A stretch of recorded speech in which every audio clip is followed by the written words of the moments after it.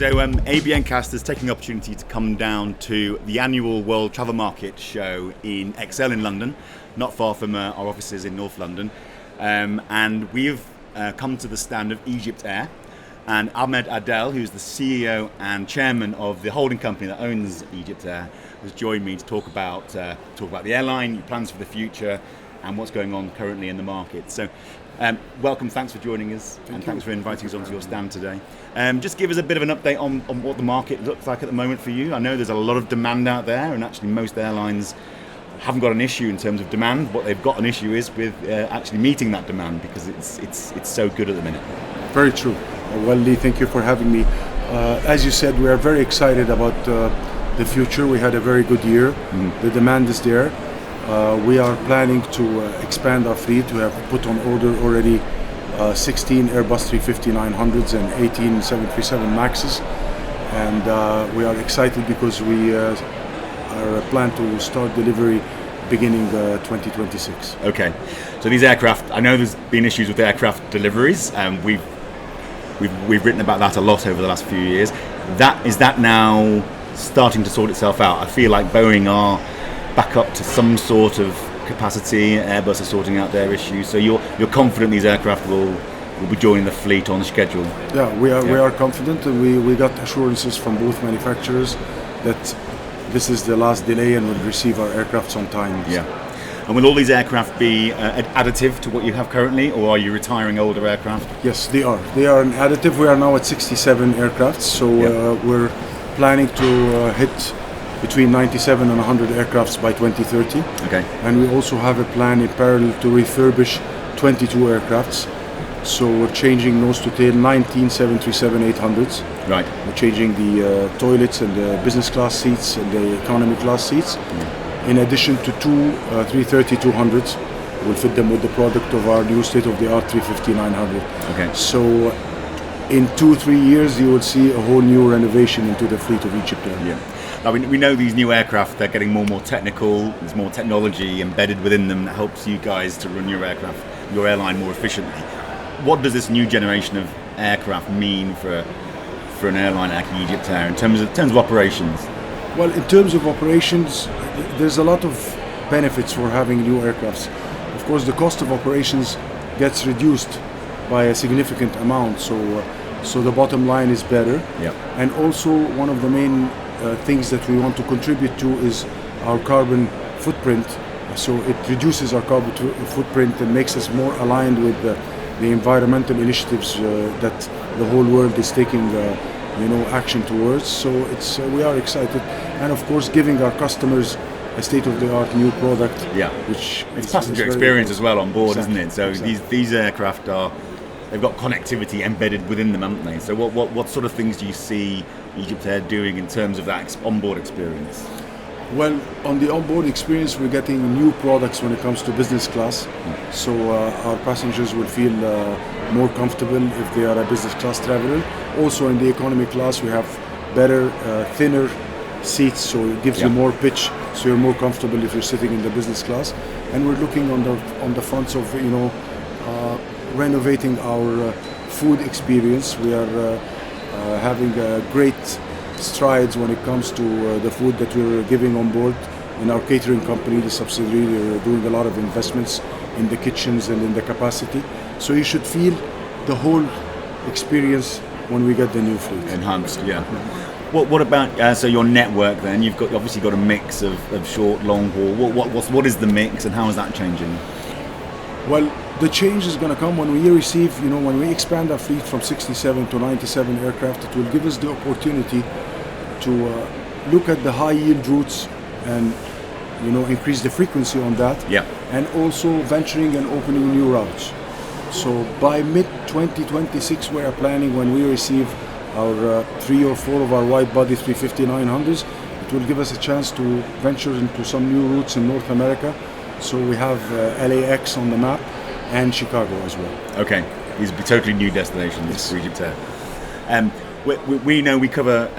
We have a magazine called MRO Management, so we do cover the kind of the more the engineering back office side of airlines very closely, and clearly there are a lot of challenges in that area when it comes to MRO, when it comes to access to actually people. There's a big sort of need for more engineers in the business. What are you seeing from EgyptAir's point of view? Are you having to change the way you operate to cope with these challenges that the consumer doesn't necessarily see, but are critical to getting these aircraft in the air? Well, on the investment part, we are investing into our MRO. We're putting a lot of investments in the MRO. We have a plan for a new hangar that would take up to 2 or 3 wide-body aircrafts and 1 narrow-body aircraft. So this will increase our capacity. And that'll be where? That's going to be in Cairo. So this will give us the chance to adopt, the increment that we're having on the fleet, and as well as serving third parties, because we have a lot of collaborations with a lot of companies in the area that we do the service for them, as well as serving with the manufacturers. Okay. So we have also a lot of we have very good relationships with Rolls-Royce and with CFM. So we're looking into collaborating on that front as well. Yeah, there's often a lot of talk in the industry about the need for more collaboration with the OEMs, with the airlines. Everyone's got their own reasons to keep things to themselves, but actually, if the industry is to make strides, there needs to be that collaboration. Are you finding there's a sense of greater need and openness to collaborate with the OEMs today?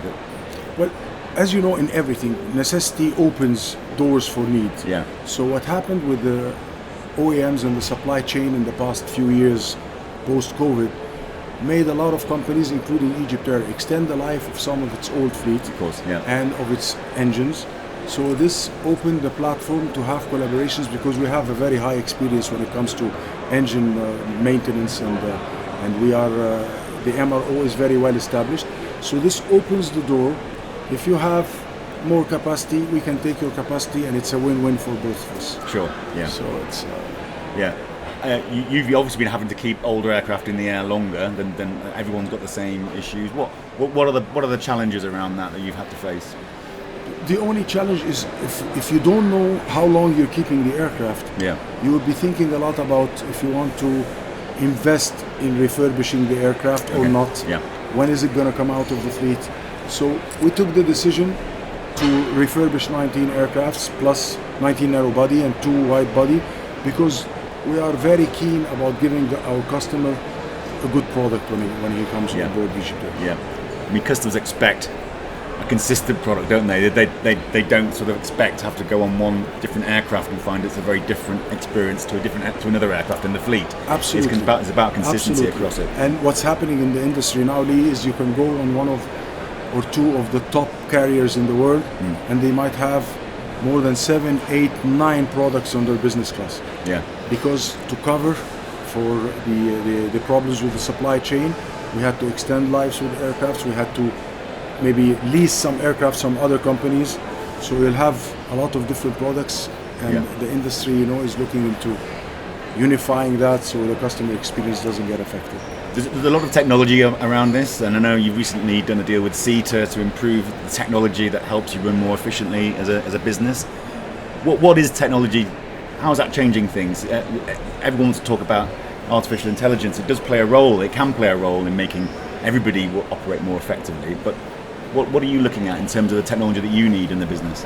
Well, first of all, digital transformation is a must, because you need to cope with the industry, and you need to cope. It makes your capacities and the way you do business more seamless. As for AI, of course, AI is going to be a big contributor. If I've been flying planes for 37 years, I'm hearing now about options that you can get from AI that will make the experience seamless, faster, and much better. So you need to adapt. Yeah. There are always some resilience to adapting, but in the end, you're going to adapt. And if you adapt faster, it will make your life easier. In the near It's future. about speed of adoption, isn't it? Exactly. From what I can tell, and the aviation industry, for very good reasons, is often a bit slow. Well, considered to be slow, but it almost has to be, because there's such business critical and safety critical. So you can't be too quick. But I suspect the speed of adoption is increasing, and AI is helping with that. Well, it's you need to do it very smartly. You need to be organic about the adaptation and the growth, and in the same time not too slow that you miss the train. So look, we're sitting in front of one of the great reasons to go to Egypt as a tourist.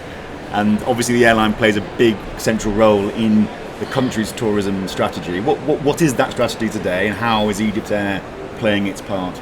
Well, the government is very committed to tourism, and the tourism industry in Egypt is booming and is doing very, very well. Yeah. So, as EgyptAir is one of the arms of the government in transportation, especially when it comes to aviation, we need to adapt to that, and we need, to contribute to that. So, we are very excited, especially with the opening of the new gem.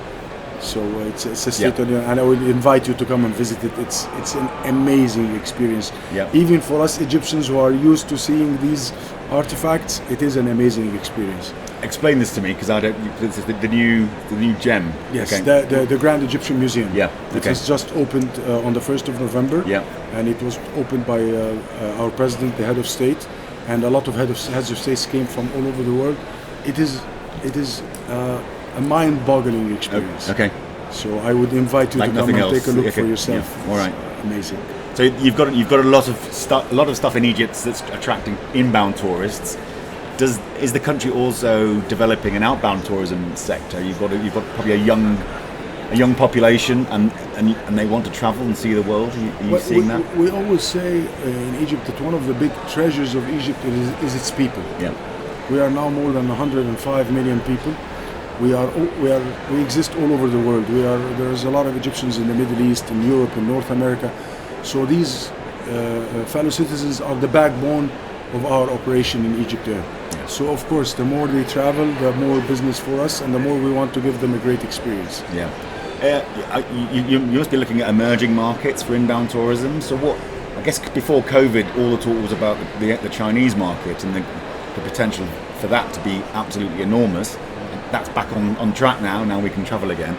Is it just about China, or are there other markets that you see? We are having people from all over the world. Yeah.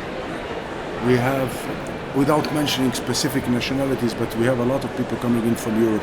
We have a lot of traffic coming in from North America, from the Middle East, so from all over the world. Yeah. So that's why we are very excited of getting our new aircrafts and expanding the fleet in the time that we can, because there's a lot of revenue to be captured. Yeah. And there's a lot of traffic, so we want to go inside. There's only so much you can do with the fleet you've got. Exactly. There's so many potential source markets out there. So how are you working with other airlines in collaboration to make that network work for you? Well, EgyptAir is part of the biggest alliance in the world since 2008, which is the Star Alliance, and it helped us a lot, and we are very happy and proud to be part of this alliance, as well as we do a lot of co-chair deals with the fellow companies. So we have a lot of co-chair agreements. So this helps, to capture traffic that's maybe a little bit above your capacity. Yeah, a little bit above the number of aircrafts you have. Yeah. So look, we're at World Travel Market. It's been a big tourism event. Before we finish, just a quick word on how you feel this week's gone. What's the atmosphere been like? Today's a quieter day, but it's been very busy on Tuesday and Wednesday. For us in Egypt and in EgyptAir, we couldn't have been more exciting, because the timely manner that it happened, the opening of the gem on the 1st of November, and now we're here in the first week of November. It's a very exciting time for us. Yeah. And as well as it's an exciting time for us in EgyptAir, looking forward to getting our new fleet starting from end of this year, beginning of next year. Yeah. So we hope the business continues, we hope it flourishes, and it stays on like this for many, many years, because as you know, we have, like any other airline, we suffered greatly at the time of COVID.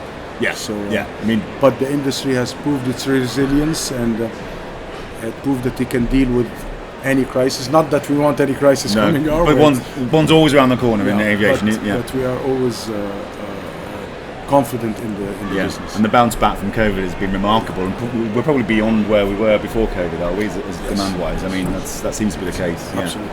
Yeah. Look, great. Our time is up, but thanks for Thank you talking very to us much. today. Thank you, Great to meet you. talking to Thanks a lot. Cheers. Thank you. And best of luck.